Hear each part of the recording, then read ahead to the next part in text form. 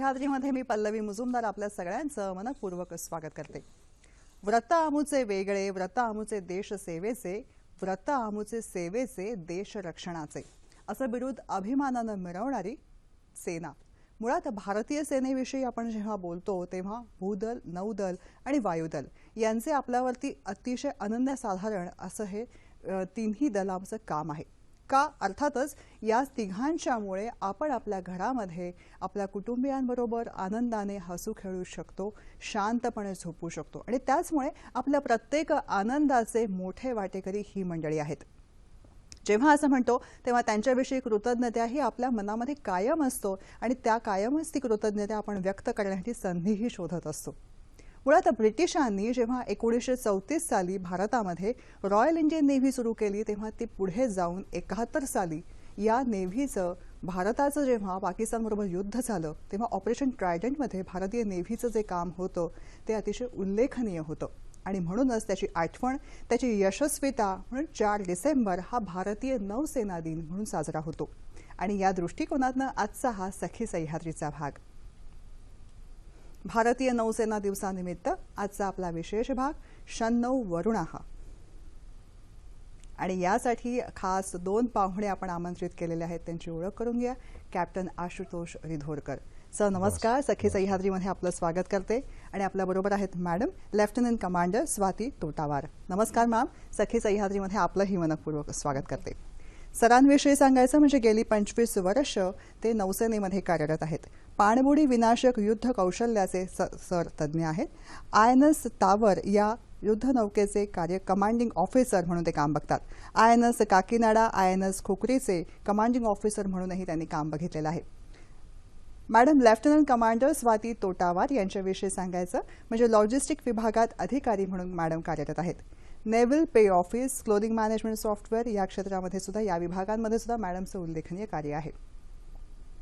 कार्यक्रमात आपला सहभाग मोलाचा आहे। संपर्कासाठी दूरध्वनी क्रमांक चटकन टिपून घ्या, ते असे 24908050, 24988050। मुंबई बाहेरचे प्रेक्षक आणि मोबाईलवरून संपर्क साधताना 022 हा STD कोड तुम्हाला माहिती आहेच आहे।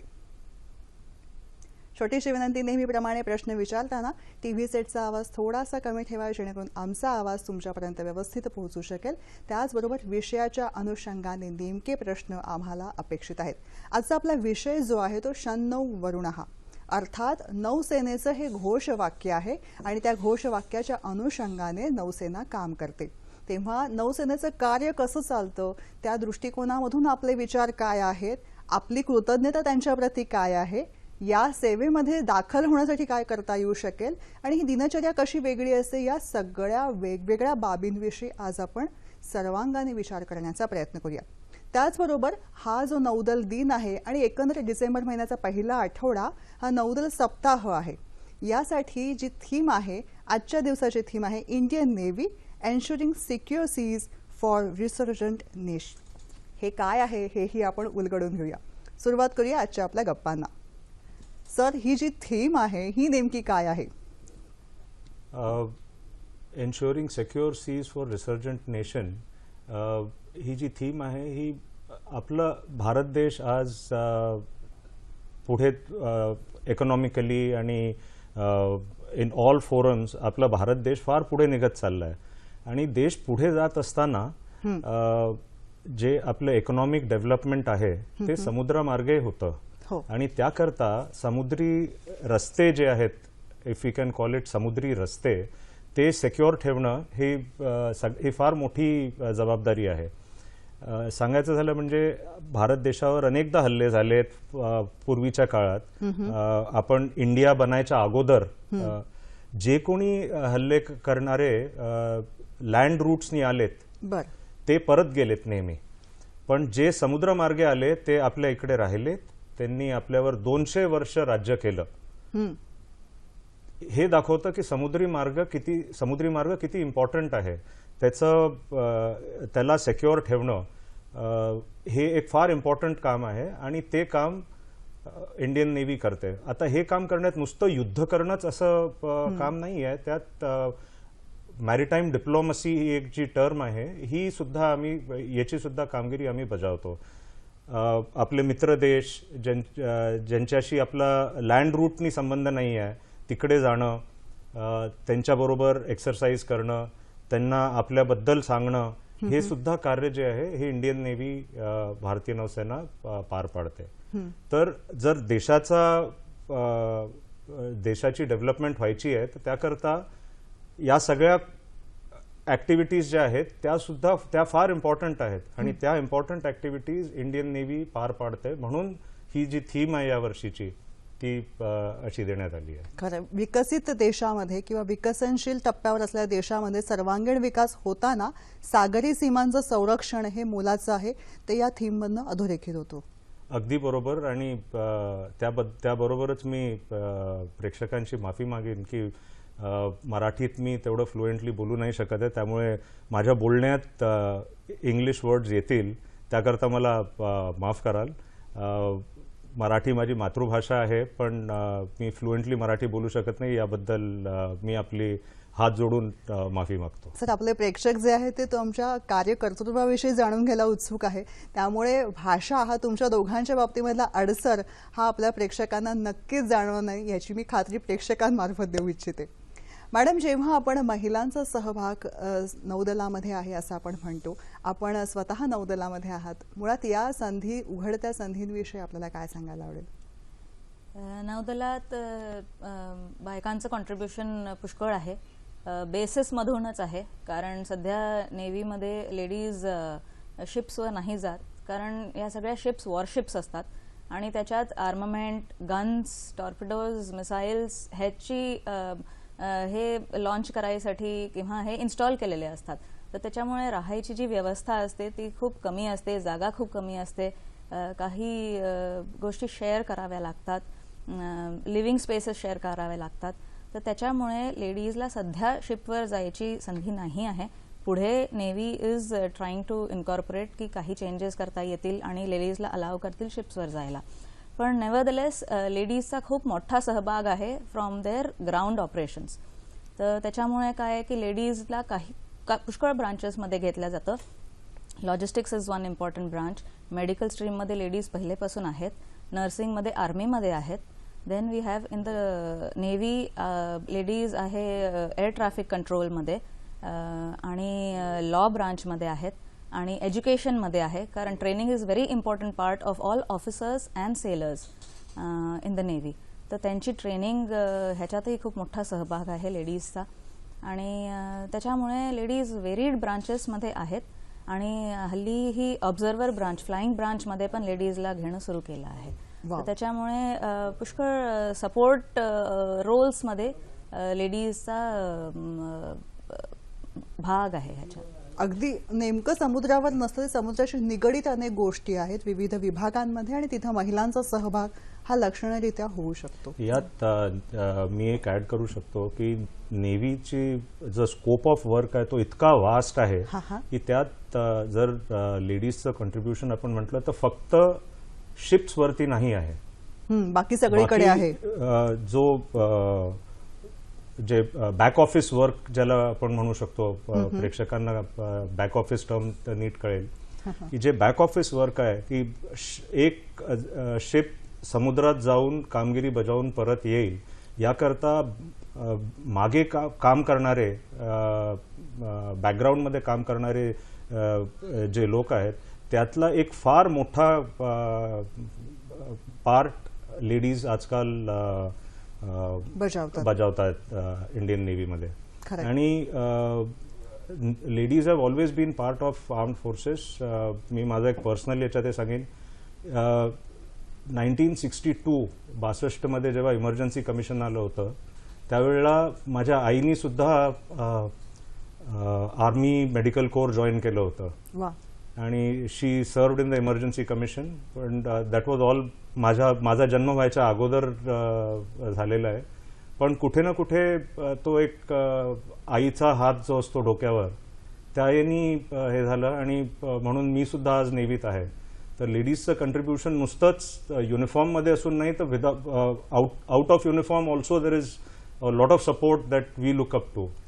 आणि इतक्यातच चीफ ऑफ नेव्हल स्टाफनी अनाऊन्स केलं आहे की आता ladies will be flying maritime patrol aircraft, म्हणजे पायलटची कामगिरी मॅरिटाईम पेट्रोल एअरक्राफ्टवर सुद्धा लेडीज बजावतील. मस्त. म्हणजे आर्मी आणि नेव्ही या दोन्ही ठिकाणी तुम्ही कौटुंबिक पातळीवर विचार केला, दोन्ही ठिकाणी तुम्ही वाटचाल केलेली आहे, बरोबर सर?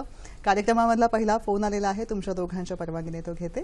भारत वावळ आपल्याशी बोलू इच्छितात. नौदल सप्ताह आहे आणि त्याबद्दल आपणा सर्वांना हार्दिक शुभेच्छा आहे. त्याचप्रमाणे भारतीय नौसेना दिनानिमित्ताचे जे प्रमुख अतिथी आहेत ते अतिशय उत्कृष्ट प्रकारे मार्गदर्शन करतायत, त्यांचे पण आभार. सर, माझा प्रश्न असा आहे की भारतीय नौसेना विभागामध्ये जर आपल्याला सर्व्हिस करायची असेल तर कमीत कमी आपल्याला किती शिक्षणाची पात्रता हवी असते, आणि त्याचप्रमाणे या बाबतीत प्रवेश घेण्यासाठी किंवा पात्र होण्यासाठी आपणास कोणत्या प्रक्रिया पुढे जावे लागते, आणि त्यानंतर सर्व्हिस लागल्यानंतर आपणास नौदलाकडून कोणत्या फॅसिलिटीज उपलब्ध होतात, यावेळी आपण कृपया मार्गदर्शन करावे. धन्यवाद. धन्यवाद सर. त्यांच्या प्रश्नांकडे आपण टप्प्याटप्प्याने वळूयाच, पण मुळात आजचा दिवस हा आमच्यासाठी आणि तुमच्यासाठी दोघांसाठी खूप मोलाचा आहे, तो म्हणजे नौसेना दिन. आज सकाळपासून तुमच्या सगळ्या टीमचे विविध कार्यक्रम आहेत आणि त्या सगळ्यामधून तुम्ही वेळ काढून इथे आलेला आहात. मुळात आजच्या दिवसाचं औचित्य तुमच्यासाठी कशा पद्धतीने वेगळं आहे? पहिले तर नेव्ही डे जो आहे हा फक्त नेव्हीचा नाही, हा राष्ट्राचा दिवस आहे. 1971 साली जेव्हा पाकिस्तानने भारतावर हल्ला केला होता तेव्हा भारताचं उत्तर, पहिलं उत्तर, आणि ते सुद्धा शत्रूच्या घरात शिरून जे दिलं होतं ते नेव्हीने दिलं होतं. या रात्रीच्या काळ्या अंधारात नेव्हीचे 4 शिप्स कराची हार्बरपर्यंत गेल्या आणि कराची बंदरगावावरती बाहेर तैनात असलेल्या पाकिस्तान नेव्हीच्या शिप्सना बुडवलं, आणि कराची हार्बरवर, कराचीच्या बंदरगावामध्ये एक ऑइल फार्म आहे जिथे त्यांचे ऑइल टँक स्टोरेज जो होता त्यावरती अचूक मिसाईल्स मारल्या आणि तो त्या टँकची आणि कराची बंदरगावाची होळी पेटवली, उद्ध्वस्त केलं, अगदी पुरेपूर्ण उद्ध्वस्त केलं. पाकिस्तानला अशी कल्पना सुद्धा त्यांनी स्वप्नात केली नव्हती की असा कोणी हल्ला करू शकेल आपल्यावर. त्यानंतर शिप्स परत आल्या आणि पाकिस्तान मध्ये एकच गोंधळ होता, ती आग विझवण्याचा. 2.5-3 दिवसाच्या परिश्रमानंतर त्यांनी त्या आगेवर थोडा कंट्रोल आणला, थोडं नियंत्रण आणलं, पण त्याच वेळेला रात्री परत नेव्हीच्या शिप्स तिथे पोहोचल्या आणि ती बुजलेली होळी परत पेटवली. हे झालं वेस्ट कोस्टवर. ईस्ट कोस्टवर बांगलादेशच्या तिकडे चलना, खुलना, मोंगला हे जे हार्बर्स होते इकडे सुद्धा होळी पेटवली आणि पाकिस्तानला पाकिस्तान नेव्ही पूर्णपणे डिस्ट्रॉय केली. बरेचसे त्यांचे शिप्स जे आत होते हार्बरमध्ये त्यांना सुद्धा डॅमेज झालं, आणि या सगळ्या याच्यात इतक्या पटकन ही कारवाई करण्यात आली की त्यानंतर पाकिस्तानजवळ कुठलाच पर्याय उरला नव्हता, त्यांनी सरेंडर केलं. त्यात मी हे सांगताना हे सुद्धा सांगू इच्छितो की आर्मी आणि एअरफोर्सने भरपूर सपोर्ट केला होता ऑपरेशन्सचा, आणि त्यांनी सुद्धा त्यांचे ऑपरेशन्स फार छान पार पाडले. तर 4 डिसेंबरला जो पहिला मिसाईल अटॅक झाला पाकिस्तानवर, त्याकरता माजी प्रधानमंत्री इंदिरा गांधींनी 4 डिसेंबर हा नौसेना दिन देशाकडनं सेलिब्रेट करणं सुरू केलं. नौसेना दिनाचं इम्पॉर्टन्स असं. मॅडम, जेव्हा आपण म्हणतो की इथं आजच्या दिवसासाठी फार महत्वाचं आहे, खूप कार्यक्रमांचं आयोजन केलेलं आहे, ते नेमके काय काय आहेत त्याविषयी? जेव्हा आम्ही नेव्ही डे मनवतो तर नेव्हीचा part officers, sailors, defence civilians पण आमच्यासोबत खूप लोक काम करतात. सपोर्ट स्टाफ असतो आमचा, जे आम्ही काही लोकांना हायर सुद्धा करतो. तर या सगळ्यांच्या फॅमिलीजसाठी, या लोकांच्या एंटरटेनमेंटसाठी आम्ही खूप प्रोग्राम्स ठेवतो. तर त्या उपलक्षात आम्ही फॅमिली डे ॲट सी ठेवतो, आम्ही चिल्ड्रन्स डे ॲट सी ठेवतो, वेटरन्स डे ॲट सी असतो. या सगळ्या डेज ॲट सी मध्ये आम्ही या लोकांना शिपवर नेतो आणि समुद्रात सेलिंगसाठी नेतो आणि घेऊन येतो. It is a morning to evening sailing. त्याच्यानंतर नेव्हल बँड आहे आमचा एक, तो बँड कॉन्सर्ट असतो आमच्या ऑडिटोरियम्समध्ये. आणि आज संध्याकाळी गेटवे ऑफ इंडियाला ऑप डेमो डिस्प्ले म्हणून एक प्रोग्राम असतो, तो केला जातो दरवर्षी नेव्ही डेच्या दिवशी. अच्छा, आणि हा सगळ्या जनसामान्यांसाठी खुला असतो? हो सर. आज जेव्हा एखादी बोट बघायची आहे ती कशी बघता येऊ शकेल, किंवा आज कुठल्या कुठल्या कार्यक्रमांमध्ये सामान्य माणसांना सहभागी होता येऊ शकेल?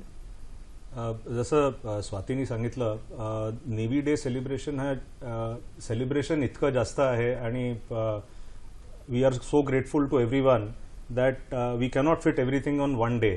म्हणून आम्ही नेव्ही डे जेव्हा असतो, 4 डिसेंबर नेव्ही डे आहे, पण पूर्ण नेव्ही वीक साजरा करण्यात येतो. नुसतंच मुंबईत नाही तर वेगवेगळ्या पोर्ट्सवर, रत्नागिरी, पोरबंदर ते साऊथ इंडियापर्यंत सगळ्या पोर्ट्समध्ये 1-2 असे शिप्स जातात. त्यांचा प्रोग्राम पब्लिश केला जातो आणि त्या दिवशी शिपवरती civilians are invited and they can have a look at the ship, they can have a walk around of the ship, they can ते आमच्या नौसैनिकांशी इंटरॅक्ट करू शकतात, त्यांच्याशी बोलू शकतात. या सगळ्या ॲक्टिव्हिटीज तिथे असतात.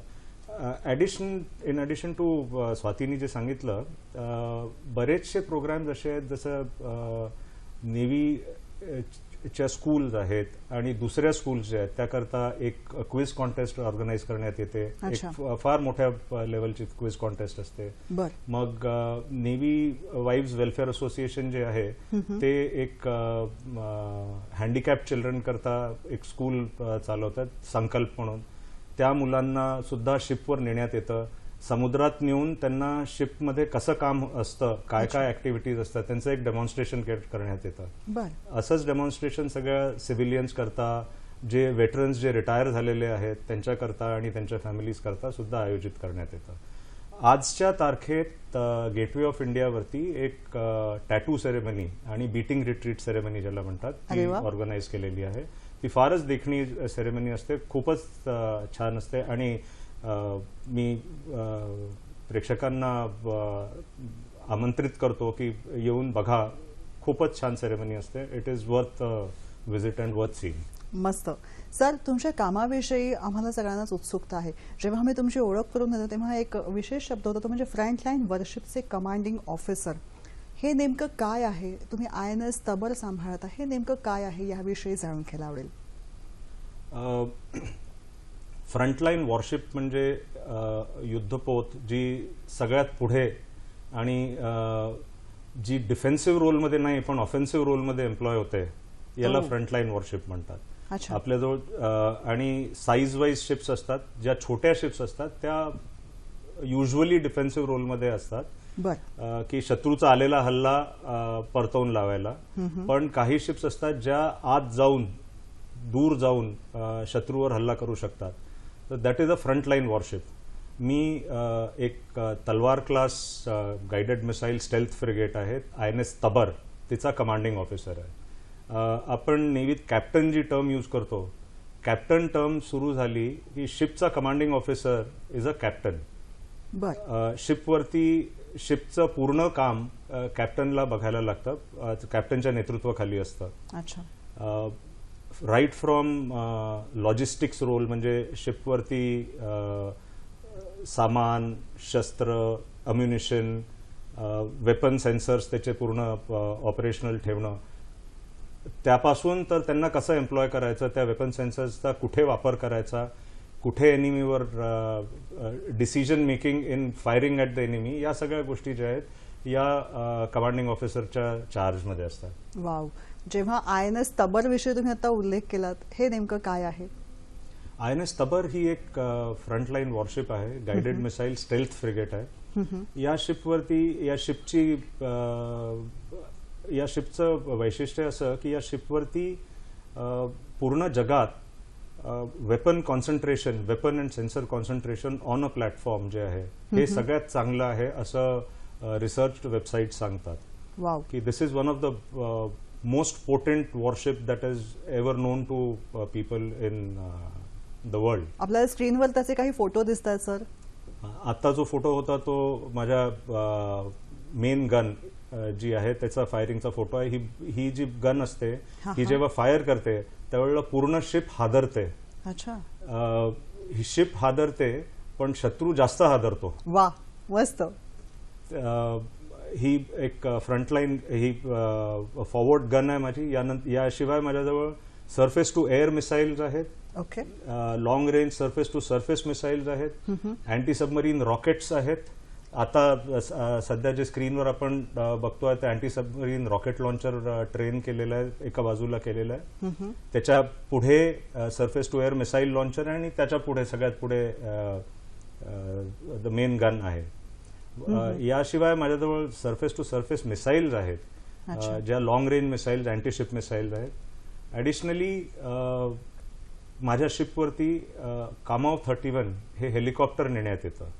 कामाव 31 हे हेलिकॉप्टर याला आय इन द स्काय म्हणतात, कारण हे हेलिकॉप्टर आपण शिपपेक्षा दूर उडवू शकतो आणि तिथून तो एनिमी कुठे आहे ते बघून आपल्याला इकडे कळवतो. त्यामुळे बिफोर द एनिमी नोज, शत्रूला कळण्या अगोदर आपण त्याच्यावरती मिसाईल अटॅक करू शकतो. हे जे हेलिकॉप्टर आहे हे चेतक हेलिकॉप्टर, हे सर्च अँड रेस्क्यू करता आम्ही वापरतो. हे सुद्धा जातं, पण शिपवरती अनेक वेगवेगळी असतात. चेतक या दोन्हीपैकी एक कोणतं तरी हेलिकॉप्टर आम्ही दरवेळेला नेत असतो.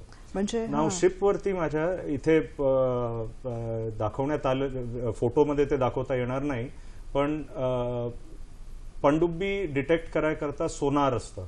अच्छा. माझ्या शिपवरती सोनार आहे, ज्याच्या मार्फत आम्ही कोणती एनिमी सबमरीन पणडुब्बी आम्ही शोधू शकतो आणि त्याच्यावर अटॅक करायकरता लॉंग रेंज टॉर्पिडोज आहेत माझ्याजवळ. त्या लॉंग रेंज टॉर्पिडोजनी 10 ते 12 मैल दूर असलेल्या शत्रूच्या सबमरीनवर अटॅक करता येतो. म्हणजे ह्या सगळ्या हा कसला फोटो आहे? हा फोटो जो आहे हा surface to air missile launcher वरती चढवली आहे.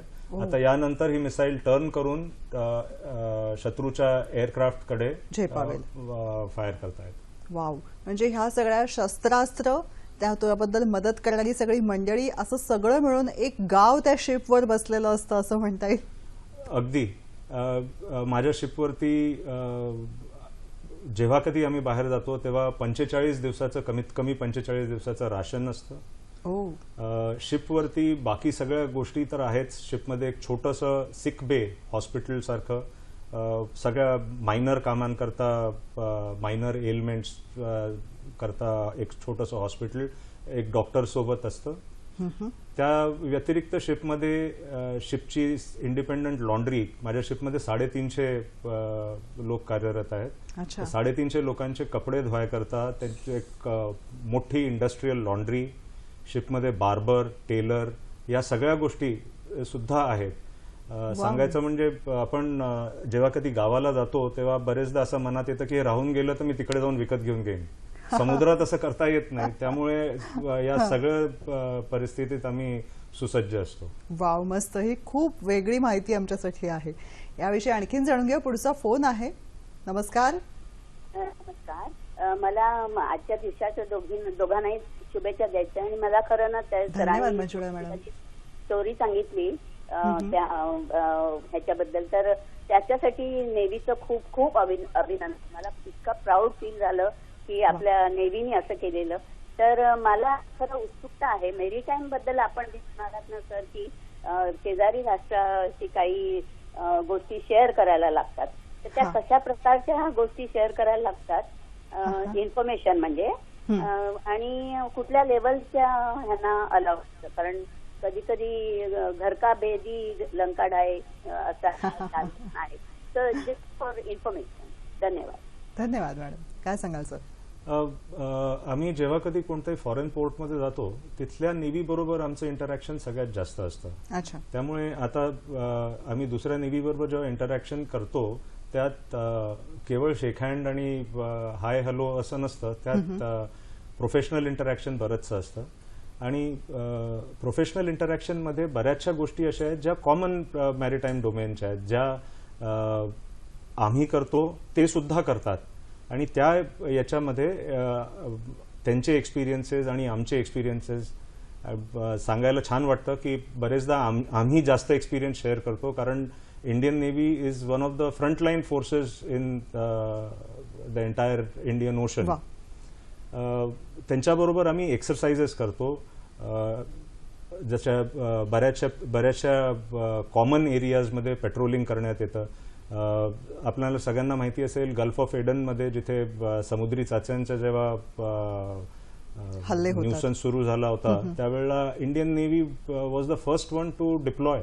आणि हे सांगण्यात मला अजून गर्व वाटतो की त्यावेळच्या कमान अधिकारी खाली, त्यावेळच्या कमांडिंग ऑफिसर खाली INS तबर सगळ्यात पहिली शिप होती जिनी पहिलीच पायरेट्सची बोट बुडवली. वा, सो मस्त. That was one of the sterling achievements of the ship. खूप छान, खूप छान. ही आमच्यासाठी सुद्धा अतिशय अभिमानाची गोष्ट आहे.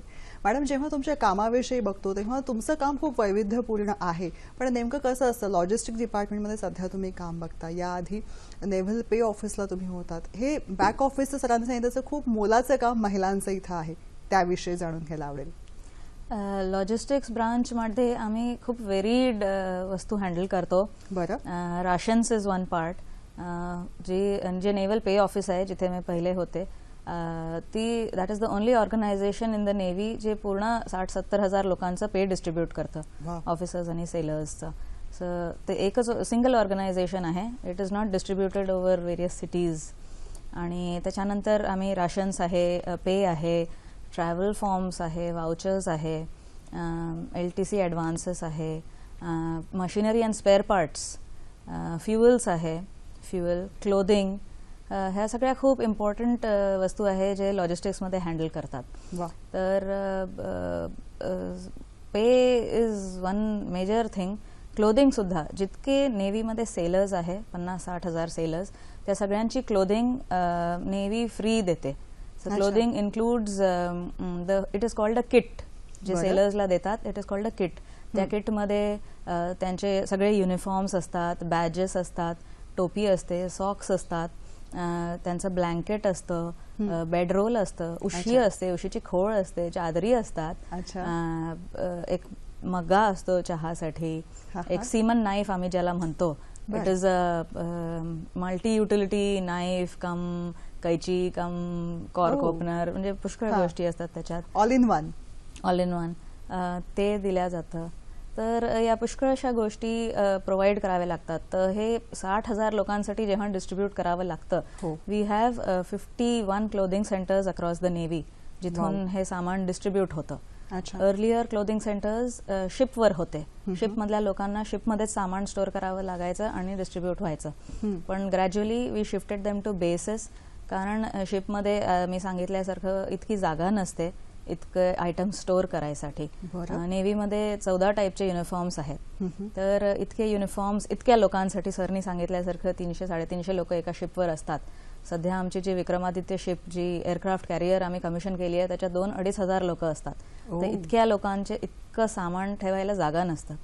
त्याच्यामुळे हे सगळे जे क्लोदिंगचे आयटम्स आहेत ते आता बेसेसमध्ये शिफ्ट केले आहे आणि क्लोदिंग घ्यायसाठी लोकांना या क्लोदिंग सेंटर्समध्ये यावं लागतं.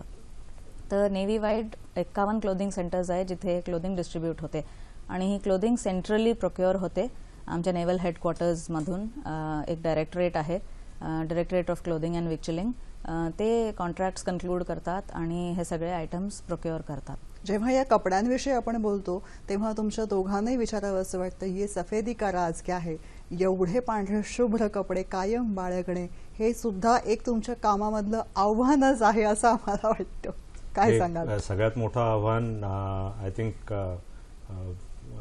माझ्या बायको करता आहे. She maintains my uniform so well, apart from doing all her other work which she is a professional herself, पण ती मेंटेन करते युनिफॉर्म्स.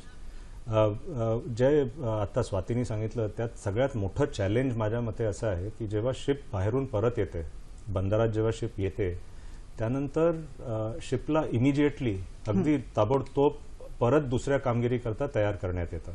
तर आल्या आल्या शिपमध्ये शिपचं पूर्ण फ्युलिंग, पूर्ण जे फ्यूल संपलेलं असतं, जितकंही संपलं असेल तितकं, ते पूर्ण फ्यूल टॉपअप करणं, राशन्स टॉपअप करणं, हे जे काम आहे, मशिनरी स्पेअर्स काही जर डिफेक्ट असले, ही जी मशिनरी आहे शिपची ही फारच पॉवरफुल मशिनरी आहे. एक साधारण एक्झाम्पल द्यायचं झालं तर माझ्या शिपचं एक जनरेटर जर मी चालवलं तर त्या जनरेटरने एका छोट्या गावाला वीज पुरवठा करता येईल, इतकी पॉवर जनरेशन कॅपॅसिटी आहे त्याची.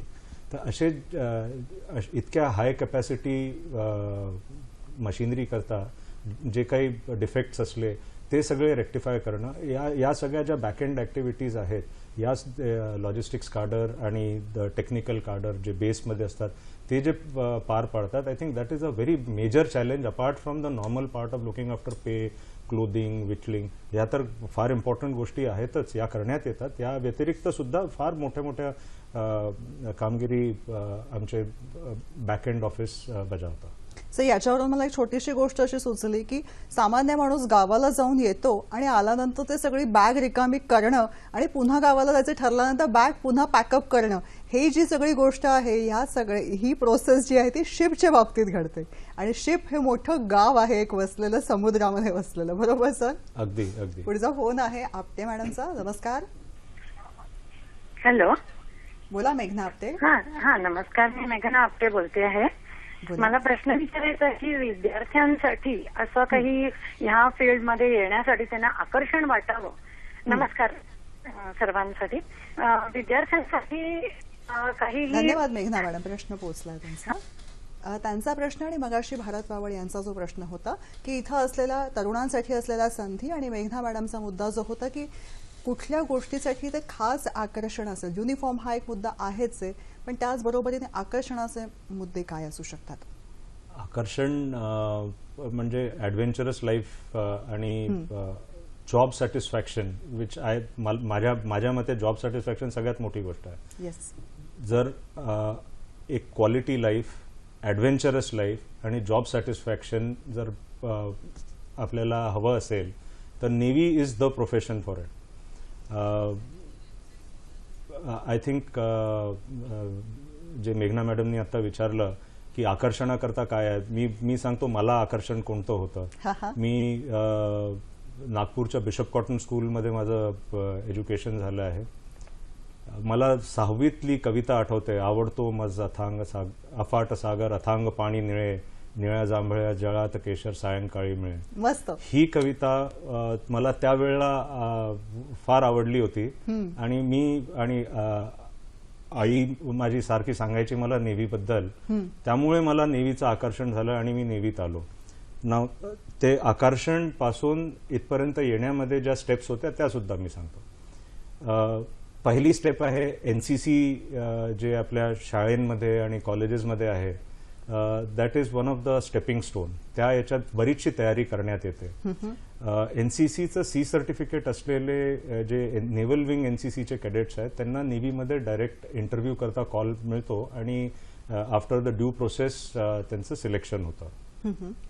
मग नेव्हीमध्ये 2 टाईपच्या एंट्रीज आहेत ब्रॉड याच्यात बघितल्या तर, एक ऑफिसर एंट्री आणि एक सेलर एंट्री. अच्छा. सेलर एंट्रीमध्ये 10+2 कंपल्सरी आहे.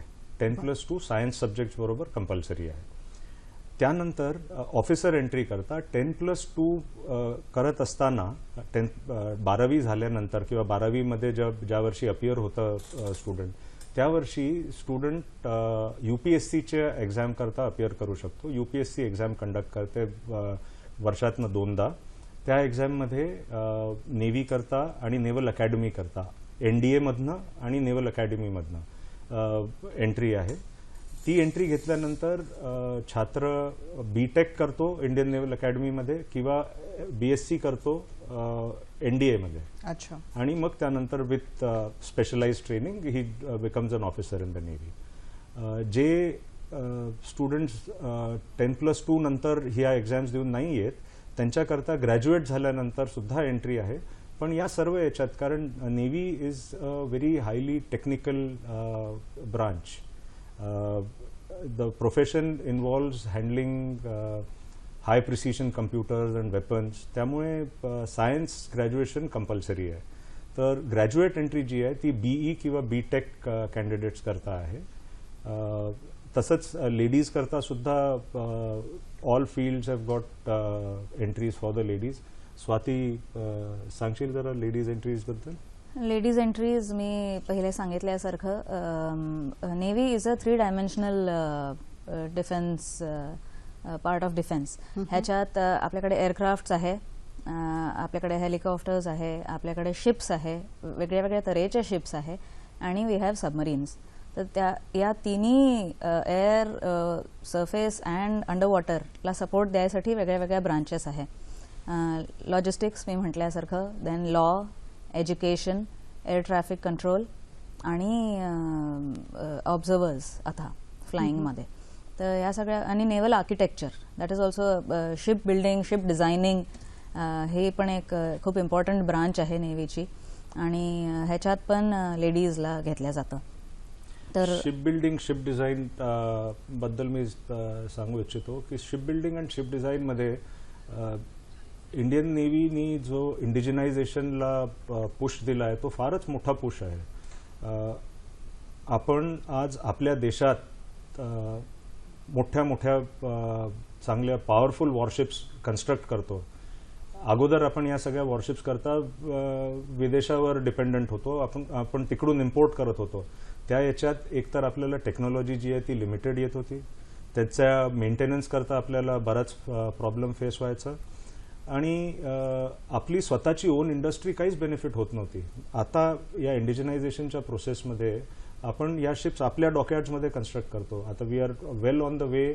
आपलं फर्स्ट इंडिजिनस एअरक्राफ्ट कॅरियर लवकरच कंप्लीट होणार आहे. INS विक्रांत त्याचं नाव दिलेलं आहे. तर शिप बिल्डिंग आणि शिप डिझाईन अँड आर्किटेक्चर या ज्या ब्रांचेस आहेत they have a very very important role and there is entry for these branches as well. Yes. There is also a short service commission entry for those ज्यांना पूर्ण आयुष्य नेव्हीत नाही काढायचं आहे, अच्छा. त्यांना पण देशप्रेम प्रत्येक भारतीय देशप्रेम फार जास्त आहे. तर ते सुद्धा 10 वर्षाचं शॉर्ट सर्व्हिस कमिशन नेव्हीमध्ये घेऊ शकतात. पुढचा फोन आलाय तो तुमच्या परवानगीने घेते. महेश काळे आपल्याशी बोलतायत. नमस्कार महेशजी. आपल्या तिघांनाही नमस्कार. तर मला तुम्हाला असं विचारायचं की आता तर तुम्ही म्हणालात की 3-3 महिने वगैरे शिपवरती राहावं लागतं. तर आताच्या जमान्यात बघितलं तर आपल्याला कधी कंटाळा आला हे झालं तर आपण लगेच पिझ्झा बर्गरच्या जमान्यात जर पूर्ण 3-3 महिने फक्त आजूबाजूला जरी बाहेर पडलं तर पाणीच पाणी. मग त्यावेळी कसं वाटतं म्हणजे हे, आणि एवढं पाणीच पाणी सगळीकडे बघितलं, एक असं एकटेपणाची वगैरे भावना येते. त्यावेळी तुम्ही तो सेल्फ कॉन्फिडन्स कसा काय डेव्हलप करता? आणि मॅडम हा प्रश्न तुम्हाला पण आहे. आणि दुसरा एक सर मला एक प्रश्न विचारायचा होता की तुम्ही जसं सांगितलं की या क्षेत्रात येण्यासाठी सायन्स जरुरी आहे. जर एखाद्याने सायन्स सोडून जर ग्रॅज्युएशन केलं असेल तर या क्षेत्रात संधी आहे का? धन्यवाद. मस्त. त्यांचे प्रश्न तिन्ही खूप छान आहेत, पण त्यातला जो तिसरा प्रश्न आहे तो आपण आधी घेऊया. सर आणि मॅडम तुमच्या दोघांकडनं मला अपेक्षित आहे. एक म्हणजे सायन्स पदवीधर नसलेल्यांसाठी काय संधी आहेत सर? जे सायन्सचे पदवीधर नाहीत त्यांच्यासाठी लॉजिस्टिक्स कॅडरमध्ये आणि लॉ कॅडरमध्ये सुद्धा संधी आहे. लॉजिस्टिक्स, लॉ या 2 याच्यात आणि अजून एज्युकेशन कॅडरमध्ये सुद्धा त्यांना संधी आहे. पण या तिन्ही कॅडर्स जे आहेत या सपोर्ट कॅडर्स आहेत. त्यांचं इम्पॉर्टन्स तितकंच आहे जितकं फायटिंग कॅडरचं आहे. या 3 कॅडर्समध्ये सुद्धा एंट्री घेऊ शकतात. Law graduate, post graduate in any of the subjects for as a education in the education cadre. And कसं यावं सर त्यांनी? कसं त्या संपर्क साधावा? लॉजिस्टिक्स करता ग्रॅज्युएशन नंतर एक डिप्लोमा कोर्स करणं जरुरी आहे. Diploma in logistics management and materials management, financial management यांचा डिप्लोमा केल्यानंतर ते डायरेक्टली SSB इंटरव्ह्यू करता अप्लाय करू शकतात. आणि हा डिप्लोमा जो आहे तो नौसेनेमार्फत होतो? नाही, हा डिप्लोमा बाहेरून करून येणं जरुरी आहे. याबद्दल विस्तारित इन्फॉर्मेशन वेबसाईटवर मिळेल. वेबसाईट आहे www.nausenaBharti.nic.in. nausenaBharti.nic.in. यावर आपल्याला पूर्ण विस्तारित इन्फॉर्मेशन मिळेल. अजून सगळ्या लीडिंग न्यूजपेपर्समध्ये, सगळ्या वर्तमानपत्रांमध्ये सुद्धा वेळोवेळी ॲडव्हर्टाइजमेंट येत असते. मॅडम, मुलींना सुद्धा या क्षेत्राकडे यायचं आहे, त्यांना कशाप्रकारे वैविध्यपूर्ण संधी आणि आव्हानं आहेत? कारण कुटुंबियांचा सहभाग हा आहे तितकाच मोलाचा आहे. आणि त्यांनी आता म्हटलं तसं की संधींविषयी सुद्धा काही वेगळ्या संधी ज्या आहेत ज्यांचा स्त्रिया विचार करू शकतात. कारण या बाबतीमध्ये तुमचं एक वेगळं उदाहरणच आहे लोकांसमोर, त्याविषयी पण ऐकायला आम्हाला आवडेल. सरांनी जसं म्हटलं की नेव्ही जॉईन करायसाठी मोटिवेट करणाऱ्या पुष्कळ वस्तू आहेत. एक तर आपण खूप टेंडर एजमध्ये जॉईन करतो. At the age of maximum age limit for joining is 25. अच्छा. तर ॲट द एज ऑफ 22, 23, 24 तुम्हाला एक लीडरशिप पोस्ट घ्यायला भेटते. तुमच्या खाली काही सेलर्स असतात, त्यांना तुम्हाला कमांड करावं लागतं. जे यंग लेफ्टनंट्स असतात, lieutenant is the second rank in the navy. एंट्रीमध्ये सब लेफ्टनंट रँक असतो, त्याच्यानंतर नेक्स्ट रँक इज लेफ्टनंट. तर त्यांना छोट्या शिप्सचे कमांडिंग ऑफिसर्स बनवल्या जातं. छोट्या युनिट्समध्ये त्यांना हेड ऑफ द डिपार्टमेंट्स बनवल्या जातं. तर at a very young age they get leadership, the role of leaders. त्याच्यानंतर नेव्हीमध्ये थ्रूआउट द इंडियामधून एंट्री होते. तर त्याच्यामुळे खूप वेगळ्या वेगळ्या प्रांतांच्या लोकांशी ओळख होते. खूप डायव्हर्स कल्चर्स आपल्याला पाहायला भेटतात. नातेवाईक दूर होऊन जातात कारण पोस्टिंग्स वेगवेगळ्या ठिकाणी असते. पण जे तुमचे नेबर्स असतात, जे तुमचे बॅचमेट्स असतात, ज्यांनी तुमच्यासोबत ती कठीण ट्रेनिंग केलेली असते NDAमध्ये किंवा नेव्हल अकॅडमीमध्ये, तेच तुमचे जीवलग होतात for throughout your life. आणि you can fall back on them at any given point in time. कोर्समेट्सचा जो एक ग्रुप असतो, पाठिंबा जबरदस्त असतो ऍक्च्युली. तर तो एक कमरादरी किंवा फ्रेंडशिप जी असते लाईफ लॉंग होऊन जाते ती. आणि इन टाइम्स ऑफ म्हणजे दुःखात सुखात कधी म्हणजे मदत करायला तेच लोक असतात आपल्या आसपास. Navy becomes a way of life. It becomes a way of life. Madam, तुमचं उदाहरण वेगळं आहे. तुम्ही सुद्धा अचानकपणे वळले. आता महेशजींचा जो प्रश्न होता की ग्रॅज्युएशन नंतर इथं जॉईन होता येतं का, त्याविषयी. ग्रॅज्युएशन नंतर इथे जॉईन येता येतं. In fact for women short service commission जे आहे ते स्पेशली 1992 पासून सुरू केलेली आहे आणि मॅक्सिमम लेडीज या स्कीम थ्रूच येतात. लेडीजसाठी परमनंट कमिशन नाही आहे सध्या तरी. आणि ह्याच्यात शॉर्ट सर्व्हिस कमिशनमध्ये 10 वर्षाचा कंपल्सरी सर्व्हिस असते आणि त्याच्यानंतर 4 वर्ष अजून एक्सटेंड करता येते. तर 14 वर्ष तुम्ही नेव्हीमध्ये करू शकता सर्व्हिस. तुम्ही स्वतः सुद्धा पोस्ट ग्रॅज्युएशन नंतर अचानक वळला, त्याविषयी सांगा. ग्रॅज्युएशन पोस्ट ग्रॅज्युएशन नंतर जॉईन केलं आहे. मी लॉजिस्टिक्समध्ये आहे. मी BCom केलं आणि MBA HR केलं आहे. तर BCom, BBA, BCA, MCA, MCom हे सगळे जे क्वालिफिकेशन्स आहे ते लॉजिस्टिक्ससाठी आहे. MSc, BSc हे एज्युकेशनसाठी आहे आणि BA LLB हे लॉसाठी आहे. तर शॉर्ट सर्व्हिस कमिशनमध्ये ह्या वेगळ्या म्हणजे अदर दॅन सायन्स जे लोक हे घेतात, BA इकॉनॉमिक्स सुद्धा आहे. लॉजिस्टिक्समध्ये एंट्री BA इकॉनॉमिक्स करूनही तुम्हाला एंट्री घेता येईल.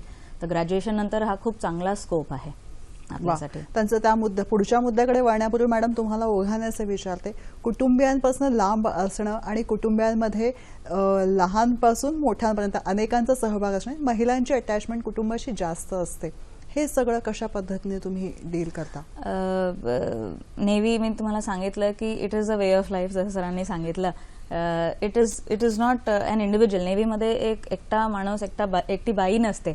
It is a whole team. कोणत्याही युनिटमध्ये, सरांच्या शिपमध्ये पण it is a whole family in itself. तर त्याच्यामुळे त्यांचा खूप सपोर्ट असतो. इन ॲडिशन एका बाईला जेव्हा घराच्या बाहेर निघावं लागते आणि युनिफॉर्ममध्ये त्याची शान ठेवावी लागते, तिच्या सबऑर्डिनेट्सला कमांड करावं लागतं, तेव्हा घरामधूनही जितकं सपोर्ट पाहिजे असते. लहान मुलं असतं तर त्यांना सांभाळायला कधी पेरेंट्सला यावं लागते, कधी सासू सासऱ्यांना यावं लागते. हस्बंडलाही तेवढाच सपोर्ट करावा लागतो. कारण when you are in the navy you are not a lady and a gentleman, you are an officer first. तर त्याच्यामुळे we are at par with men when duties are given to us. Night duties पण लागतात आमच्या. तर त्याच्यामुळे काय होतं की फॅमिलीचा सपोर्ट, मुलं पुष्कळ इंडिपेंडेंट होतात. पण या सगळ्या गोष्टींसाठी नेव्हीचा खूप हेल्प येतो आम्हाला. We have day care centres, creche असतात आमच्या मुलांसाठी. आणि आमची जी लिव्हिंग कंडिशन्स असते, आम्हाला जे क्वार्टर्स देतात ते खूप सिक्युअर एन्व्हायरमेंटमध्ये असतात. तर आमचे हस्बंड्स जेव्हा सेलिंगवर जातात तितकाले महिने, तर आम्ही नेव्हीच्याच एन्व्हायरमेंटमध्ये राहत असतो. त्याच्यामुळे फ्रेंड्स, कोलिग्स सगळे आमच्या आसपास राहत असतात. तर सपोर्टसाठी, हेल्पसाठी we can always fall back on. जेव्हा शिप सेलिंगवर जाते, सो जनरली कमांडिंग ऑफिसरची जी वाईफ असते ती जनरली पुष्कळ लोकांना मध्ये मध्ये फोन करून विचारत असते की कोणाला काही गरज आहे का, काही हेल्प पाहिजे का.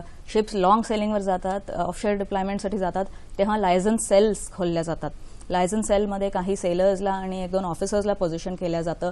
तर जर त्या शिपमधल्या कोणत्याही स्टाफला त्यांच्या फॅमिलीजला काही हेल्प पाहिजे असेल तर ते लायझन सेलला कॉन्टॅक्ट करतात आणि जी मदत असते ती लायझन सेल प्रोव्हाइड करते.